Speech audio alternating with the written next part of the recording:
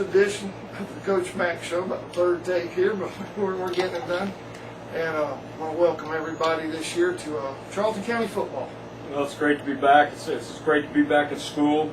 We had a real exciting sports season last year. Started off with our girls basketball team making it to the Final Four. They did a great job there, and of course, just a fantastic spring with our boys baseball team doing what they did, state runner-up. That was just incredible. I know we all really enjoyed that, and it seems like coming off the baseball season, now we've got a little bit of a short break in the summer, and then we're right back here at school. We're right back, with Charlton County athletics and starting things off with Charlton County football. Yeah, it's been an exciting summer. I know you spoke about the baseball last year. I mean, what a run! What a year to start a website, huh?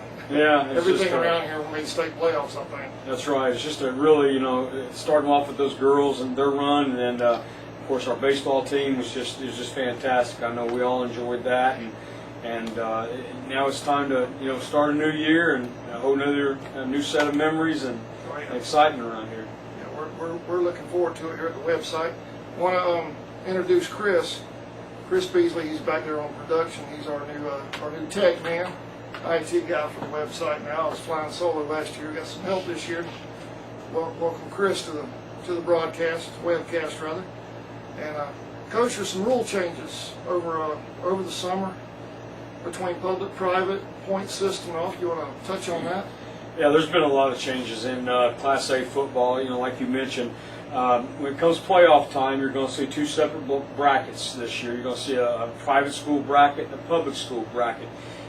In the past, our brackets had 32 teams in them for single A. Now it's going to be two brackets of 16 teams, which means the first week of playoffs everybody will be open. It'll be a bye week for everybody who made the playoffs. And in order to make the playoffs, there's two ways to make the playoffs. One is to simply win your region. If you win your region, you've got one of the top playoff spots, and that's really what you want. If you don't win your region, the next way of getting in is by accumulating points each and every week. An example would be if you win a football game, you're going to get 10 points. That's what you want to do.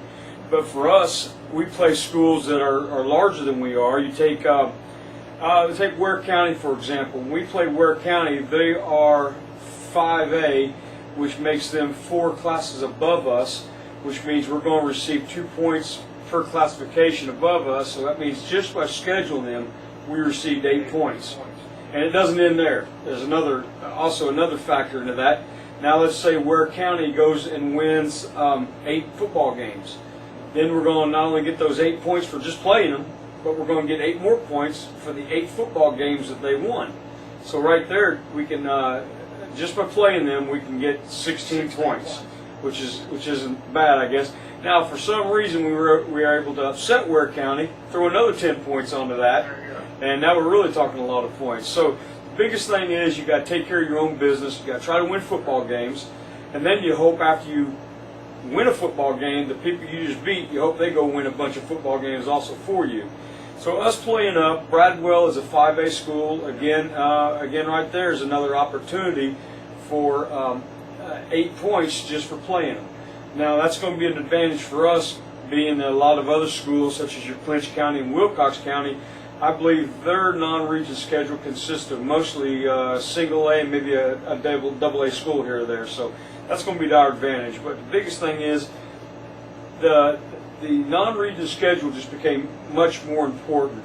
You want to try to get some wins in the non-region schedule if you can to earn those points. You try to balance out the non-region schedule with the winning points that you get awarded versus the strength of schedule. That's right. I mean, it's almost we have 4 non-region games. I guess what you'd like to do is play 4 6A teams, and hopefully they win every game on their schedule, and then you probably make the playoffs just by the scheduling. Someone posted that on our sports page. So yeah. Just schedule everything 6A. That's right. Just schedule Lowndes, Valdosta, Camden, and all those folks, and you're guaranteed to get a bunch of points that way. But no, so that's going to be interesting week in and week out. I don't know who or how they're going to keep track of these points. Now, hopefully there's a website. Hopefully on Monday you can go to it and look at it and see where you stand. And ideally you want to finish in the top 16, but even more importantly, you want to finish in the top 8. That way the first round you can host, because simply one will host 16, on down. Number 8 will host number 9. So it's going to be a bracket such as that. So you really want to finish in the top 8. So that's kind of the challenge we have in front of us. But it's going to be interesting. It's going to be real interesting. And also, after we play at Brantley County or Ware County early in the season, here we're going to be halfway through the season. We're always going to be checking back to see if those guys have won any football games. And hopefully they're going to win some football games, which helps that relates us. back to our, Exactly. our schedule. Then. We get points for that. Well, I don't know if we can keep up with all, would you say 16 teams, 16 spots? Yeah. But we'll do our best to keep up with our region. Yeah, I mean, you'd love keep to. that part of our website. Exactly. You'd love to win the region, but if not, you just want to win a bunch of football games. Win a bunch of football games. There you go. The lost my train of thought there. We talked about the classifications, the region. There was anyway. One other thing, a change in all of high school football in Georgia this year has been the big heat policy. And the new heat policy the Georgia High School Association has put out, it's been a real challenge, as even today. Today it forced us to stay in the field house for about 45 minutes, to wait till the temperature got a little lower for us to be able to go out. So not only in single A do we have all these changes, but now all of GHSA teams in the fall here are having to go by a new heat policy.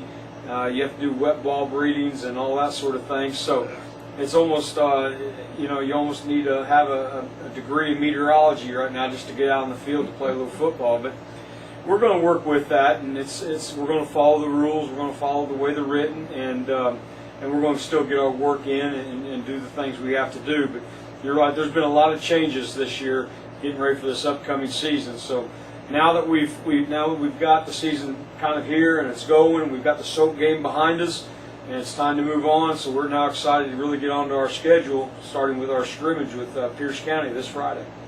It just hit me what I was wanted to ask you. This point system, the new point system, does that apply just to football, or is that across the board? No, it's across the board. It's all single-age sports. So, for instance, baseball. When baseball makes up their schedule, what would be good for them is to try to schedule some big schools that they can maybe even beat, and then for them to go on and win some baseball games. So, yeah, the point system is also going to be going to be applied there. But I think our baseball team has a great chance to go out and win region next year, so they probably won't have to worry about any points. So let's be region champs and then go on to playoffs that way. I'm sure that's the way they should be thinking with a strong group coming back. But with us, we need to, of course, try to win region and try to win some football games. All right. We're going to take a short break and then come back, and we're going to look at the soap game, what you took from the soap game, and we'll talk about Pierce County. That'd be great. The Folkestone Pharmacy, your original hometown pharmacy for over 45 years, is located at 3885 Main Street. At Folkestone Pharmacy, we accept most major insurance coverage, including AARP, WellCare, Medicaid, Amerigroup, and many more. We also have a $1 value aisle for everyday items such as health and beauty, cleaning, and even snacks.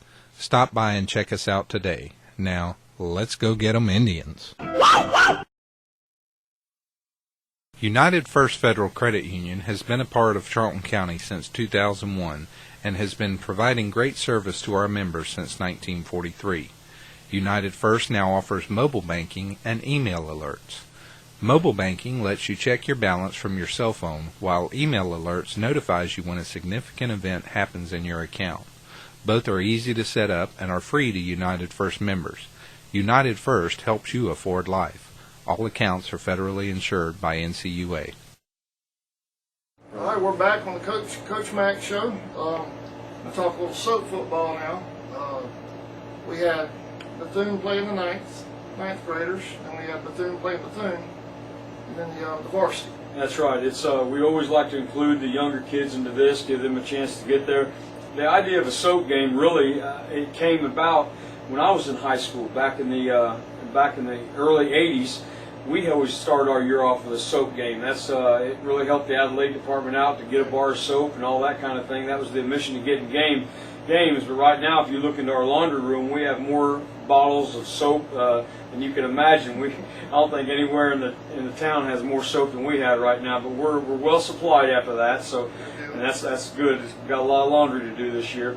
But the soap game gives us an opportunity to get kids on film in certain situations, put them in situations where we can really start evaluating. Like I told our players, we need to figure out who we need on the field come Pierce County, Brantley County, and of course Ware County, the next games.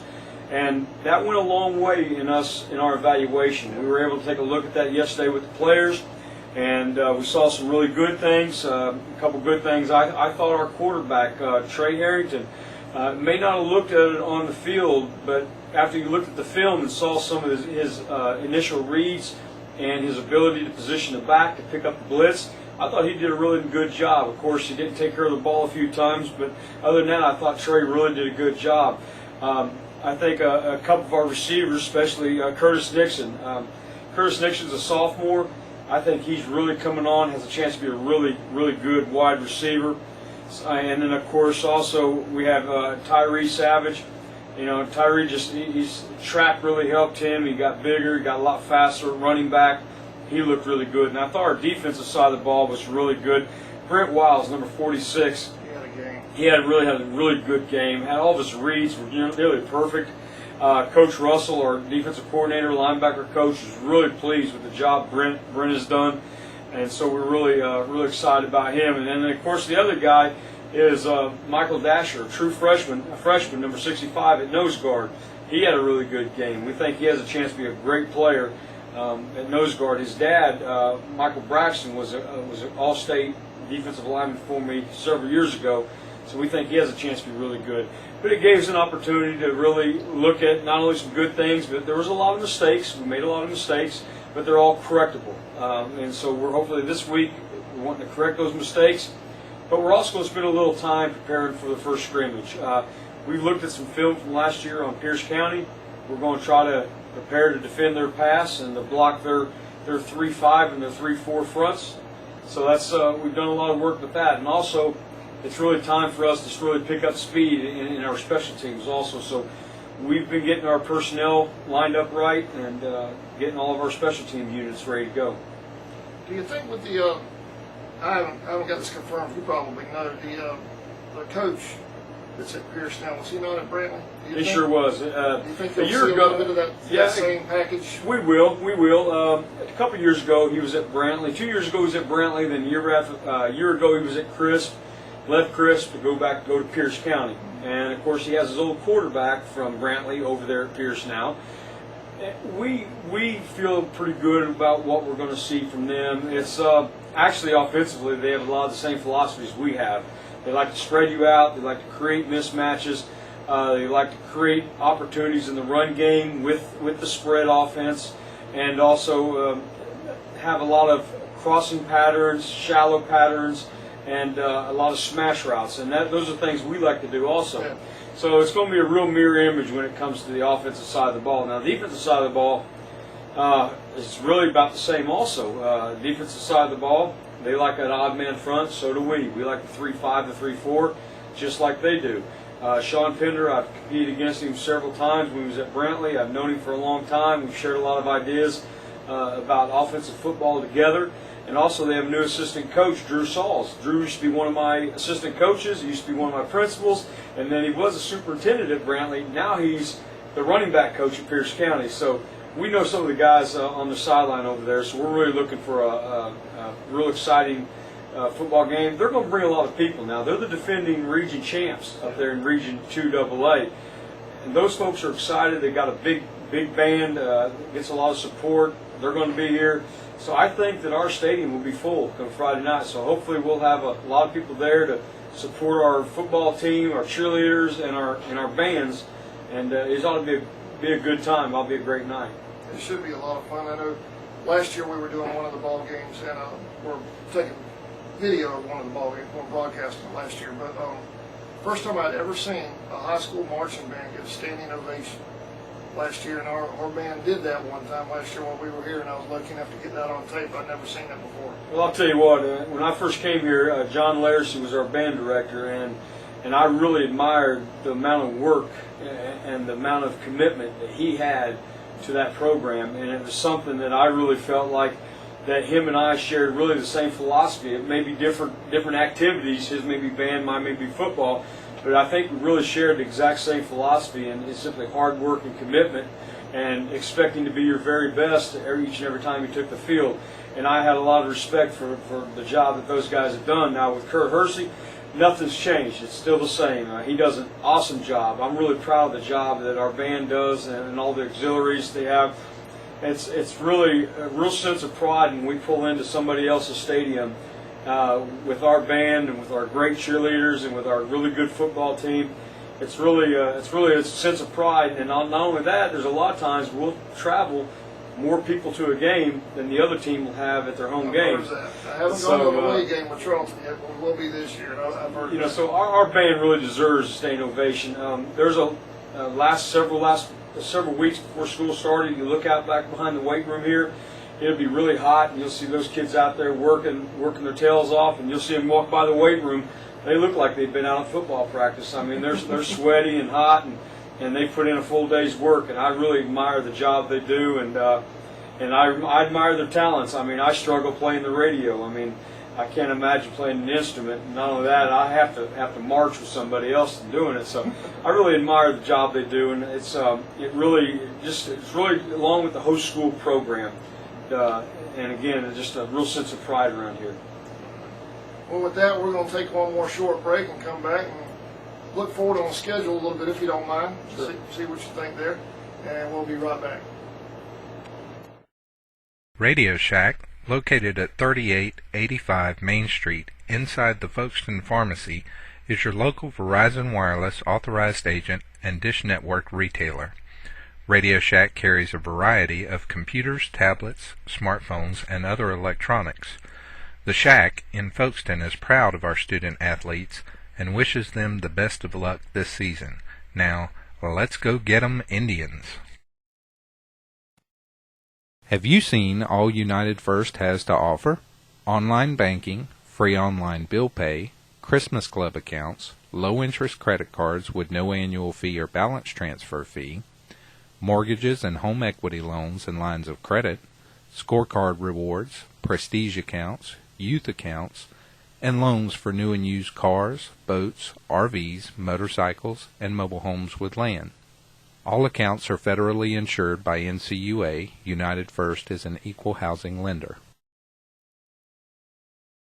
And we're back with Coach Mack's show with Coach Mack. Just went over the soap game a little bit, talked about Pierce County, upcoming scrimmage Friday night with Pierce. And we'll look ahead to the schedule a little bit, if you don't mind. Sure. The schedule's going to be a real challenge this year. We needed 4 non-region football games. And the problem with getting non-region football games, you have to get them with other people who need them. So that's one of the reasons our schedule is as difficult as it is. Us playing Fitzgerald on September 21st is really not an ideal situation. But we needed a game. They needed a game. It was in South Georgia. We didn't have to drive to Atlanta, so it was something we decided we better do. Starting things off, of course, we talked about this week, and then we have an open week, and then on August 31st, we travel up to Nahunta. And we keep that rivalry going with the Blue Herons up there, Brantley County. Brantley County is going to have a whole new, different look to themselves and a whole different offensive scheme. It's something we got to really get ready for. And then we come home we have a great home schedule, by the way. We come home on September the 7th to Ware County Gators. I tell you what, that stadium will be packed all the way to the top, and we look forward to those guys rolling in. They had a great year last year. They have a great football team coming back. They have a lot of talent. They have some Division I kids. I know that our kids will be excited to play those guys, and I think they'll be excited to play us because I think they have a lot of respect for us just like we do for them. The success we've had in the past and their success. I think it's going to be a really an interesting type football game down here in the swamp. So I guess it'll be a lot of tradition. Exactly, tradition on both sides. I guess it'll be the Battle of the Swamp. That's what they choose to call their stadium, along with what we choose to call ours. But the Indians and Gators, it ought to be a lot of fun. And then we stay at home with Bradwell Institute, a big school up in Hinesville. It's a school that has a lot of talent. They haven't had a lot of success the past few years, but they do have a lot of talent, a lot of big, strong football players. And of course, that could be a really tough football game for us. And then we finish up the non-region schedule by traveling to Fitzgerald. One of my former coaches, Jason Strickland, is now the head football coach over there. We have a good idea what he wants to do on both sides of the ball, him spending time here with us. But they have probably one of the top defenses in AA. It's going to be really, they got 10 starters back, several major college prospects. They got a very explosive offense. That's going to be a very, very tough football game for us. But again, our goal is to go over there, play well, and be competitive, and try to have a chance to win at the end. And then we jump right into the region schedule with the defending region champions and probably one of the top teams in Single A, Wilcox County, right back here in Folkestone again. So Wilcox County will be tough. Great quarterback, preseason All-State quarterback returning for them. And then we have two on the road. We have Turner County and Lanier County. Turner County has a lot of athletes. They were region champs in track. We believe Turner County will be a much improved football team. And then October 19th, we're open. We get a chance to catch our breath before we come back home for homecoming against Clinch County. So not that you needed to make the game any bigger than Clinch Charlton already is, the Swamp War, but we've also added the homecoming to that. So that ought to be a lot of fun. Last year was 21-14, a hard-fought game. Every game we play against them is going to be a hard-fought game. Jim Dickerson does an awesome job over there. I have a tremendous amount of respect for the job that they do with their football program, and that's always a lot of fun to line up and play that one. And then that game went right down to the last play, the onside kick that turned out it wasn't. Exactly. I tell you, it's just a lot of fun to line up against those guys. And then we travel up to Telfair County to play those guys, and then we come home for senior night. Finish the year off at home. November the 9th against the Irwin County Indians. Irwin County is going to be a much, much improved football team. That right there, there's going to be a lot being played in that game. That right there, the winner of that game is in good chance to make the playoffs. The loser of that game very well may be finished for the year. And then that following week will be an open week if you're in the playoffs, or it's going to be the start of basketball season, one or the other. So hopefully it's an open week for us. Give us 2 weeks to get ready for our first round playoff game. So hopefully that's the case. Looking at the schedule and looking at the roster here in front of us, one thing I failed to mention about our roster that's really unique to us is we have 66 kids on our roster. 31 of them, nearly half, 31 of the kids on that roster did not play varsity football last year. They're either freshmen or they simply didn't play football a year ago. That's the most we've ever had. So that's really, right now, we may have a little bit of growing pains next year. We really only returned about 3 or 4 starters on each side of the ball. So the majority of our starting offense and starting defense weren't even on the field last year. A lot of them weren't even playing tackle football last year. Right. So we may have a little bit of growing pains, but like always, our goal is to get better each and every week, become a little bit more competitive, and try to win one game a week. And if we just keep working them and keep getting the job done in the weight room, getting the job done in the practice field, I think we can get better each and every week. And by the end of the year, I think we'll have a pretty solid football team. And one of them playoff spots. Hopefully. Hopefully. Well, Coach, I appreciate your time this evening. Thanks a lot. That was first show had a little bit of a rough start there. Had 3 takes, but we got it going. And thanks to Chris over there on the camera.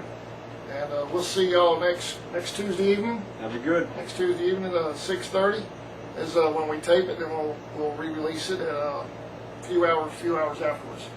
Everybody have a great week. We'll see you tomorrow night on Charlton Sports Weekly down at Anytime Fitness.